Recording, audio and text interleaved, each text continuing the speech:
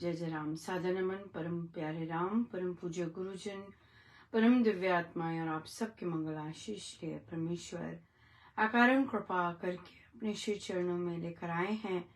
उनका बारंबार धन्यवाद, अनंत बार धन्यवाद।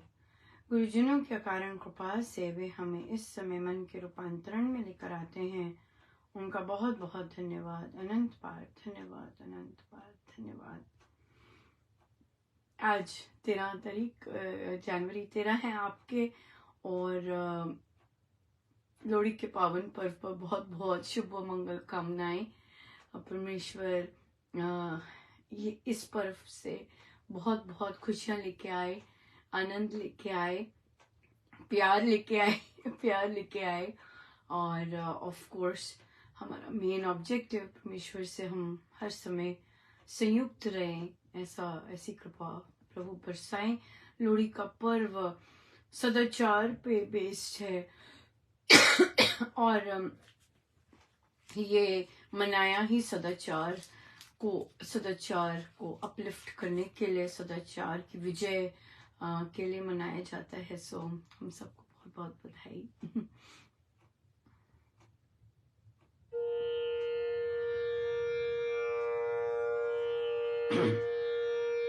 सानू रख चरे ना देखो हसाते थो लोहड़ी मंग दे,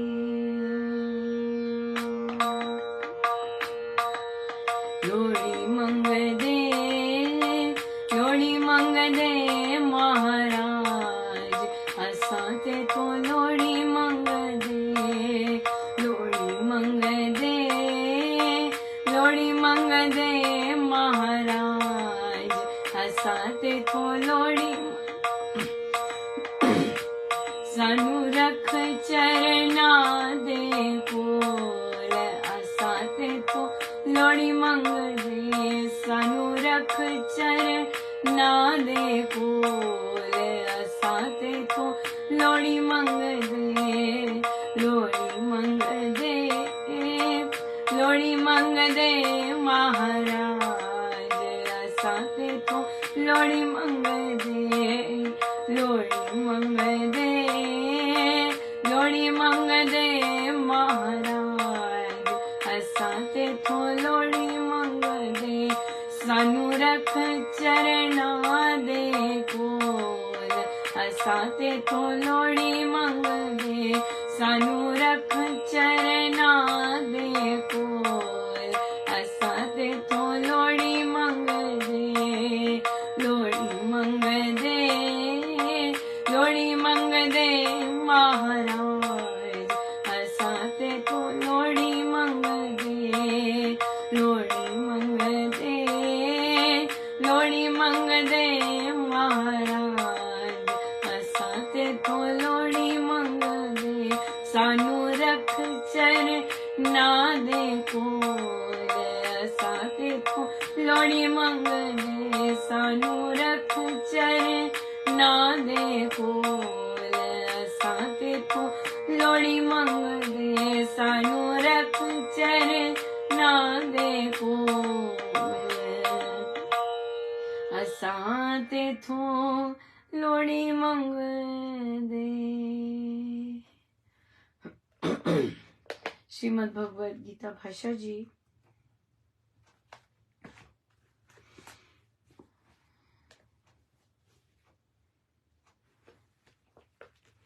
अठारहवां अध्याय। कितने सुंदर अध्याय का शुभारंभ। हाँ, और आज के दिन 338 338। अर्जुन ने कहा, हे महाबाहो, हे ऋषिकेश, हे केशिनुशूदन, संन्यास का और त्याग का पृथक बृहत रहस्य मैं जानना चाहता हूँ। यहाँ पर महाराज के प्रवचन में बहुत ही सुंदर ऋषिकेश, केशिनी शूदन और का महाबाहो का बहुत ही सुंदर महाराज ने विवरण किया है कि अर्जुन अब समर्पित हो चुका है और जब कोई समर्पित हो जाता है उसका बहुत सुंदर साइन होता है कि परमेश्वर स्वयं वहां चल के आते हैं और भक्त को, समर्पित जन को चल के नहीं जाना पड़ता, परमेश्वर स्वयं पधारते हैं। और महाबाहो, सो यहाँ पर महाराज अपने प्रवचन में कहते हैं कि अर्जुन को चल के नहीं जाना की जरूरत।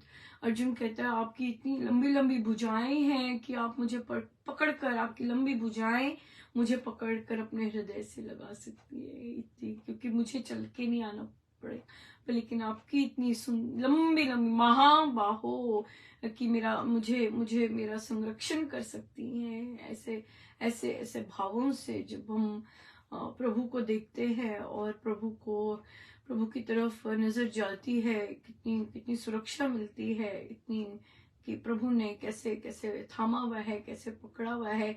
उनकी भुजाएं बहुत शक्तिशाली है, मेरे परमेश्वर की भुजाएं बहुत शक्तिशाली है, मुझे कैसे हृदय से लगाया हुआ है वो पकड़ कर, राइट।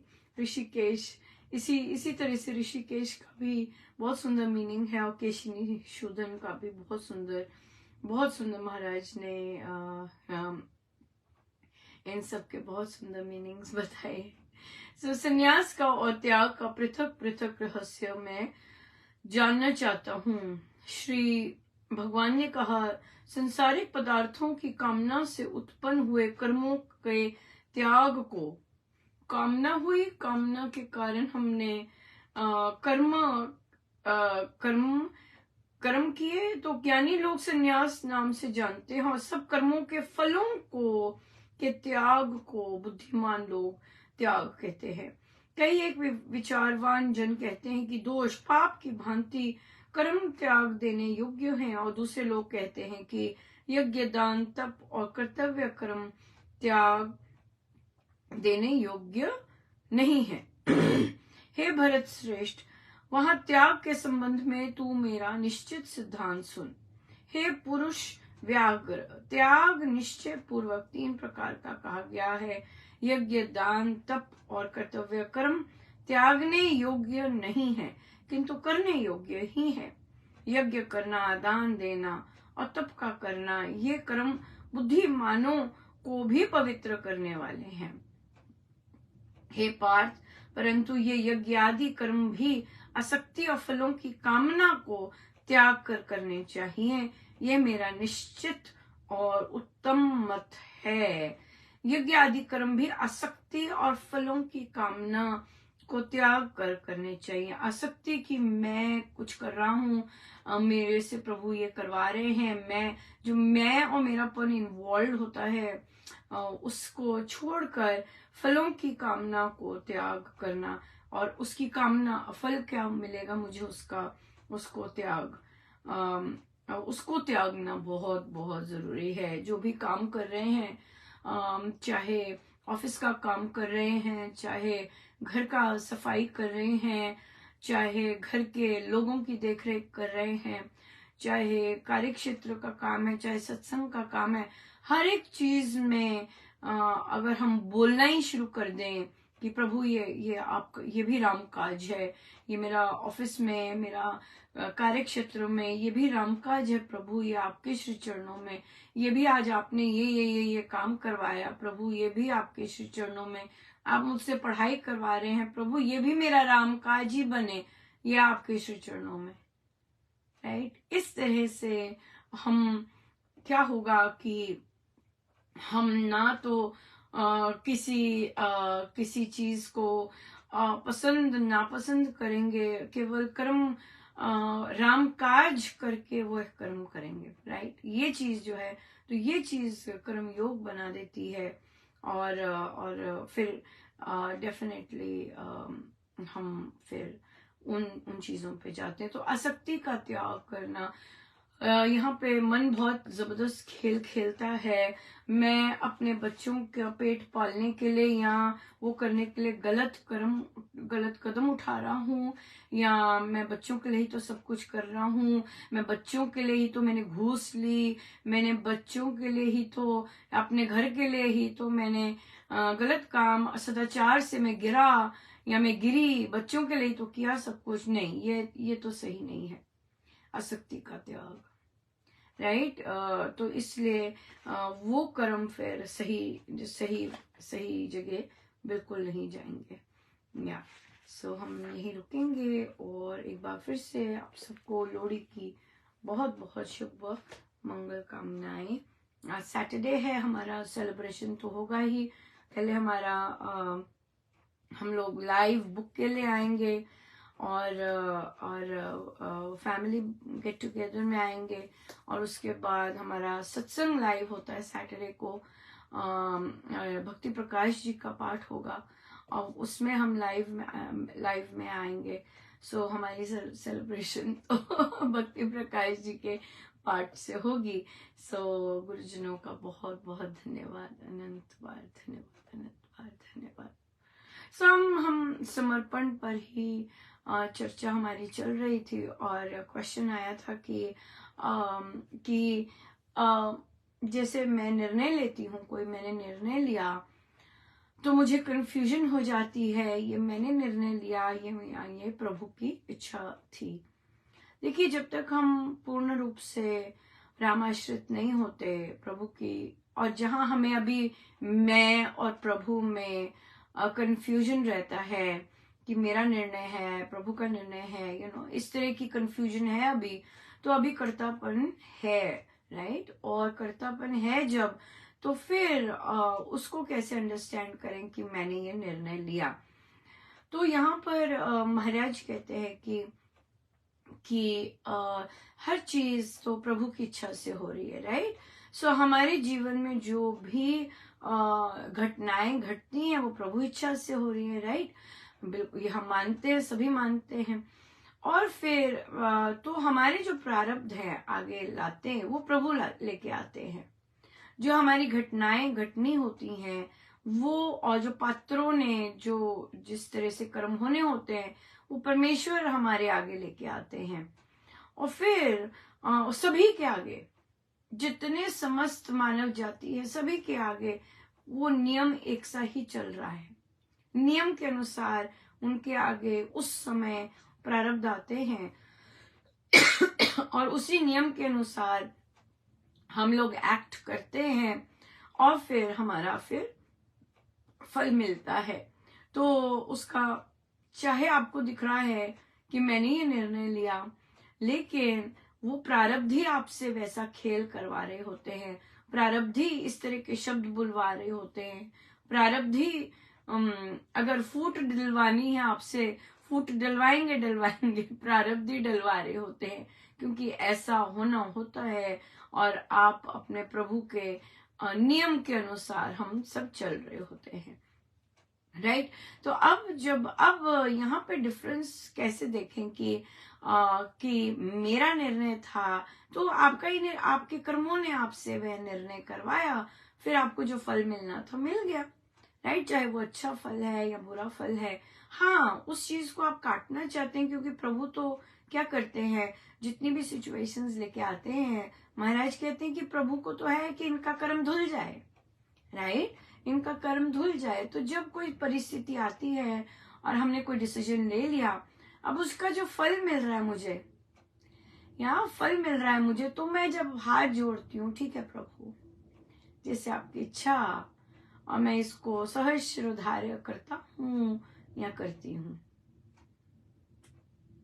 राइट। तो ये जो चीज है, ये सहर्ष स्वीकार करना, जो भी कर्म फल हमें मिला है, यहाँ पर वो जो साइकिल होता है वो टूट जाता है, राइट। नहीं तो क्या होता है, जो ज्यादातर लोग होते हैं वो क्या करते हैं, ओहो मेरे साथ ऐसा क्यों हो गया, मुझे ऐसा क्यों किया, राइट, इस तरह का चल रहा होता है बहुत ज्यादा। और फिर वहां पर फिर हम, क्योंकि हमें कामना होती है, तो वो कामना फिर से बन जाती है, और फिर फिर अगला जन्म निश्चित हो जाता है, राइट, इस तरह से। लेकिन अगर हम सहर्ष शिरोधार्य कर लेते हैं तो फिर प्रभु करते हैं, अपना प्रभु लेते हैं।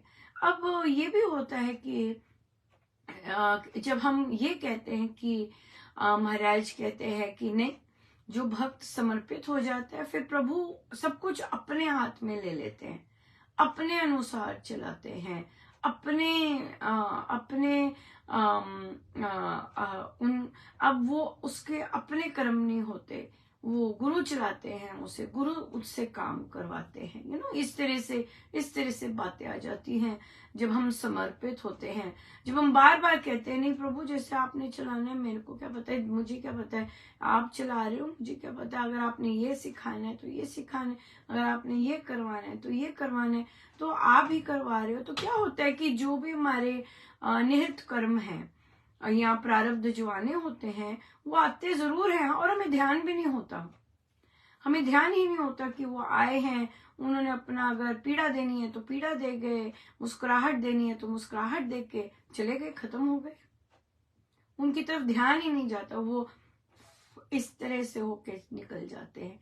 लेकिन जो भुगतने होते हैं, जो हमारे गुरुदेव चाहते हैं कि हम हिल नहीं रहे वहां से, उसकी अच्छी खासी, और जो भोगने होते हैं, देखिए कैसे पता लगता है कि महाराज ने अपने हाथ में सब कुछ ले लिया है, कि जो सिचुएशन होती है वो पीड़ादायक आपको लगती है, संसार को लगेगी। जैसे माँ सीता का वनवास जाना, प्रारब्ध आया ना उनका, राइट, और सारी दुनिया ने कहा ओ राजकुमारी, हाँ, और सब, लेकिन उन्होंने सहर्ष स्वीकार किया और उन्होंने ये चीजें नहीं देखी, उन्होंने अपने परमेश्वर के साथ रहना का चयन किया, और तो उन्हें क्या हुआ, 14 वर्ष उन्हें कुछ नहीं, कोई दुख नहीं हुआ। संसार बोलता है कि ओ महात्मा सीता का कैसा त्याग था कि उन्होंने सब कुछ छोड़कर, धन धान्य छोड़कर वे वनों में रही, पर संसार की चाहत है धन धान्य की, सुख सुविधा की, माँ सीता की कोई चाहत नहीं है।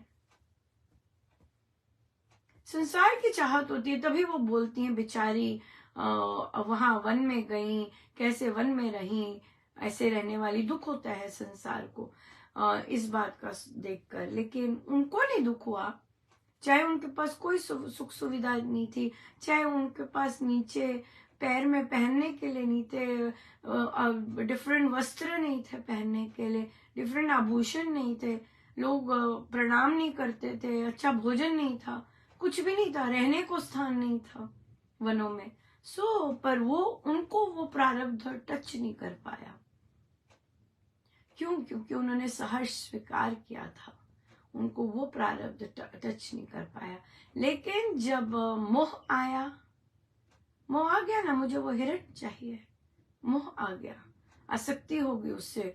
उन्होंने 14 वर्ष कोई उनको आसक्ति नहीं हुई, कोई उनका कुछ नहीं हुआ, कोई उनको तृष्णा नहीं जागी, राइट। तो वो प्रारब्ध आना था, वो होना था, इतना प्रबल प्रारब्ध था कि उनके तृष्णा आ गई, इच्छा जागृत हो गई कि मुझे वो चाहिए, अब कुछ भी करो और मुझे लेके आओ। और देखिए प्रभु कैसे पति हैं कि वन में भी 14 वर्ष उन्होंने कुछ नहीं उनसे कहा, माँ सीता ने कुछ नहीं मांगा, तो पति दौड़ गए लेने के लिए अपनी पत्नी के लिए, कि उसने एक चीज मांगी है, हिरण मांगा है, मैं लेके आता हूं, कुछ नहीं कहा। जबकि लक्ष्मण जी ने भी रोका कि अरे नहीं ये तो ऐसे ही, लेकिन प्रभु किस तरह के पति की लेके आए, राइट, यस। सो इसलिए क्योंकि कुछ नहीं उन्हें पता था ये कुछ नहीं मांगती है। सो इसलिए जो समर्पित हो जाता है फिर उसे चुभन नहीं होती प्रारब्ध की। लेकिन अगर समर्पित होके भी चुभन हो रही है तो वो भी चुभन जो होती है वो उसको भुगतनी होती है, वो उसको महसूस होनी होती है, लेकिन हमेशा हमें याद रखना है ये चुभन भी उसका जो मैक्सिमम पार्ट है, उसका बस पिचका सा ही प्रभु कहते हैं नहीं चखना पड़ेगा। इतना सारा गुरु सोख लेते हैं, इतना सा ही चुभन होती है महसूस। संसार को लगती है अरे बाप रे इतना कैसा हो रहा है, लेकिन जो समर्पित होता है उसको फिर हल्का सा ही उसको महसूस नहीं होता। तो हम तो यहाँ पे फिर कहते हैं कि प्रभु अपने अनुसार चलाते हैं, उसके प्रारब्धों के अनुसार नहीं चलाते।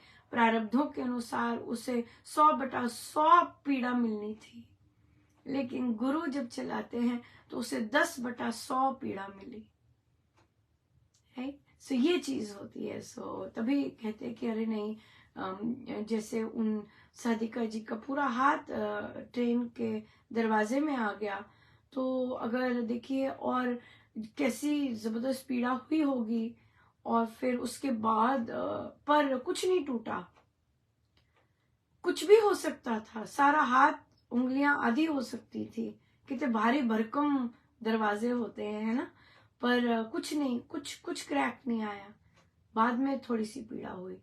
तो वो प्रारब्ध आना था राइट, पर क्योंकि हम समर्पित हैं, उन्होंने कहा कि मेरा कोई प्रारब्ध आया होगा, परमेश्वर ने ना जाने क्या काटा है, लिटरली काटा फिर है ना, उंगलियां ना कटी और केवल पीड़ा होके ही बच गए। और ये देखिए फिर भूल भी जाते हैं।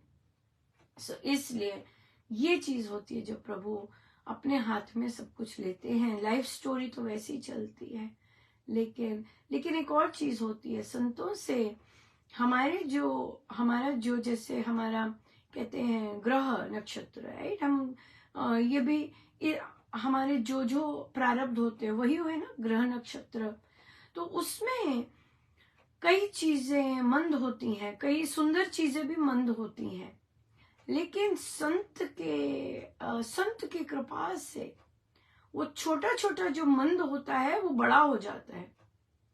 वो होती हैं चीजें हर में, गुण अवगुण प्रारब्ध ये है ना, इस चीज की चीजें होती है, क्योंकि हम इन तीनों से तो वो है। लेकिन संत कृपा से जो वो क्या करते हैं संत, जो मोटी मोटी ऐसी चीजें होती हैं जिससे कल्याण हो साधक का, वो बड़ी हो जाती हैं, वो बड़ी हो जाती हैं। और बाकी के होता है बाकी भी, लेकिन वो जो चीजें होती हैं वो बहुत सॉलिड बड़ी हो जाती है।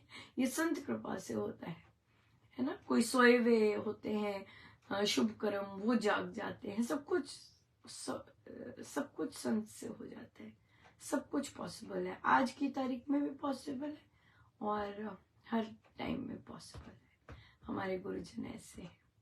सो गुरुजनों का बहुत बहुत धन्यवाद, अनंत धन्यवाद, और आपको एक बार फिर से बहुत बहुत शुभ व मंगल कामनाएं आज के पावन पर्व की। बहुत बहुत धन्यवाद अनंत।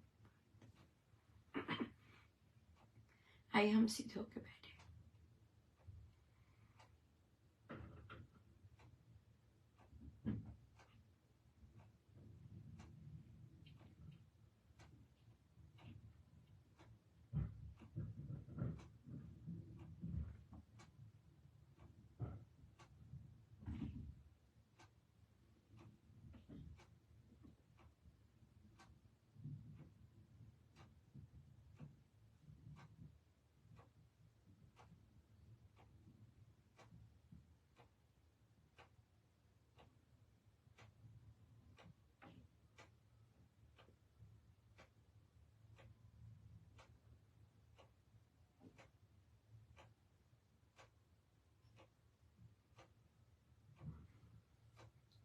सब गुरुजनों का उनके श्री श्री चरणों में जय जय राम, जय जय।